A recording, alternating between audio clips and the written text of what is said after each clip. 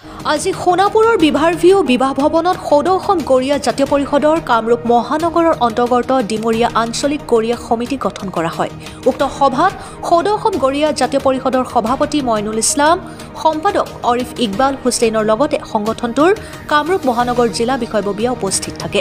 আনহাতে উক্ত সভাতে সদৌ অসম গৰিয়া জাতীয় পৰিষদৰ কামৰূপ মহানগৰ জিলাৰ অন্তৰ্গত ডিমৰীয়া আঞ্চলিক সমিতি গঠন কৰা হয়।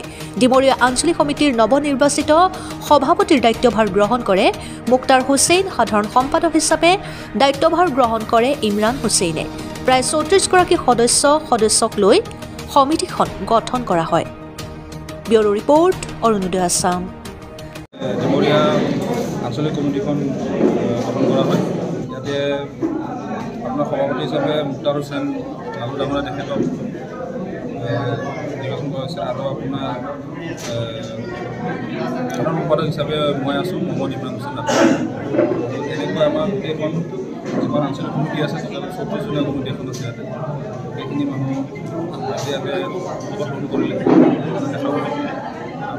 ইয়াৰ পিছত আমি ডিমৰীয়া আঞ্চলিকৰ এখন কমিটি গঠন হৈছে ডিমৰীয়াৰ উন্নতিৰ হকে আৰু আমাৰ গৰিয়া মানুহখিনিৰ বিভিন্ন সমস্যা যি আছে এই সমস্যাৰ হকে আমি মাত মাতি যোৱাৰ কাৰণে কাম কৰিম, আগবাঢ়ি যাম। ইয়াতে বিভিন্ন জনগোষ্ঠীয় সংগঠন আছে, তেওঁলোকৰ লগত আমি একেলগে মিলি কান্ধে কান্ধে মিলাই গতিকে যিমানটো সমস্যা আছে সেই সমস্যাবোৰ মাত মতাৰ কাৰণে আগবাঢ়ি যাম। ডিমৰীয়াৰ জনজাতীয় দল সংগঠনসমূহৰ কেনেধৰণৰ সঁহাৰি পাইছে? আমাক খুব সহায় দিয়ে, তেওঁলোকে আমাক চিনি পায়। কিন্তু কথা হ'ল কি, আমি মানুহবোৰ সিঁচৰত হৈ আছোঁ। ইয়াতে যেনেকৈ চাউলৰ মাজত ধানৰ দৰে আমি সিঁচৰত হৈ আছোঁ। কপালকাটাত আপোনাৰ ক'ৰবাত ১০-১৫ ঘৰ আছে, আমাৰ সেইটো চাইডে ক'ৰবাত 2 ঘৰ, ক'ৰবাত 1 ঘৰ, গোটেইখিনি মানুহ হিন্দু সমাজৰ মাজত সোমাই আছে। গতিকে এইবোৰ মানুহ তেনেকৈ সিঁচৰত হৈ থকাৰ কাৰণে মানুহবোৰক আমি চিনাকি নাই, জানে মানুহবিলাকে আমাক এই মানুহখিনি অসমীয়া মুছলমান হৈ তেওঁলোকে আমাক এটা সম্বোধন কৰে, কিন্তু একচুৱেলি তেওঁলোকে আজিলৈকে চিনাকি হোৱা নাছিল। আমাৰ এখন যেতিয়া কমিটি থাকিব, এখন যেতিয়া আমাৰ আঞ্চলিক কমিটি থাকিব, তেওঁলোকে তেতিয়া চিনাকি হোৱা সুবিধা পাব বা আমাৰ পৰা তেওঁলোকে উপযোগ পাব যে ইয়াতে কিমানখিনি গৰিয়া মানুহ একজেক্টলি আছে। এই মুছলমান বুলি ক'লেতো ডিমৰীয়াত বহুত মানুহ আছে, কিন্তু গোটেইবোৰ মুছলমানটো গৰিয়া নহয়। গতিকে যিখিনি গৰিয়া আছে সেইখিনি আমি বাছি লোৱাৰ ব্যৱস্থা কৰি আছোঁ আৰু তাৰ বাবে ইতিমধ্যে আমি কাম আৰম্ভ কৰিছোঁ। সোণাপুৰত ইতিমধ্যে আমি চাইছোঁৱে বেছি সংখ্যক আমাৰ সোণাপুৰত গৰিয়া মানুহ নাই। যিখিনি আছে সেইখিনি আমি বাছি উলিয়াইছোঁ। প্ৰায় পাতলি ফালে কাম চলি আছে, অতি শীঘ্ৰে তাতো সমাপ্ত কৰা হ'ব। গতিকে এনেদৰে আমি আগবাঢ়ি আছোঁ। ঠিক আছে।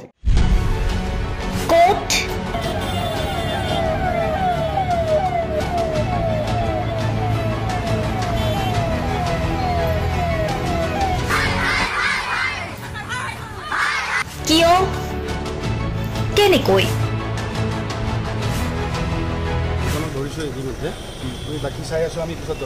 দুৰ্নীতি?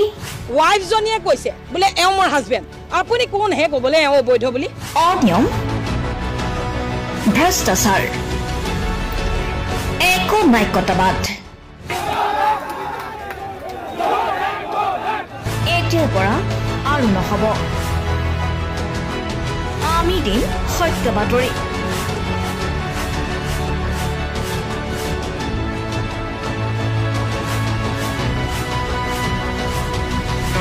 নিজকে সংস্থাপিত কৰাৰ বাবে শুদ্ধ ৰূপত নিৰ্ভীক নিৰপেক্ষতাৰে আমি সাজু। অসমৰ উন্নয়নমূলক যাত্ৰাই আজি এক নতুন দিগন্ত ভৰি দিছে। অসমৰ ৰাইজৰ পৰা আমি সদায় আশীৰ্বাদ বিচাৰোঁ। আমি এনেকৈ যাতে আমাৰ জননী জন্মভূমিক সেৱা কৰি যাব বিচাৰোঁ। অৰুণোদয় অসম, নিৰ্ভীক নিৰপেক্ষ।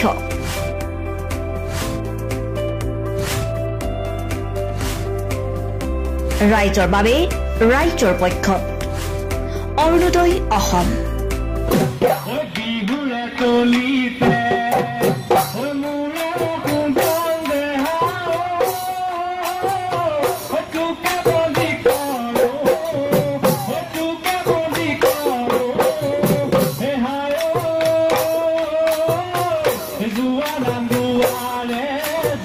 Nam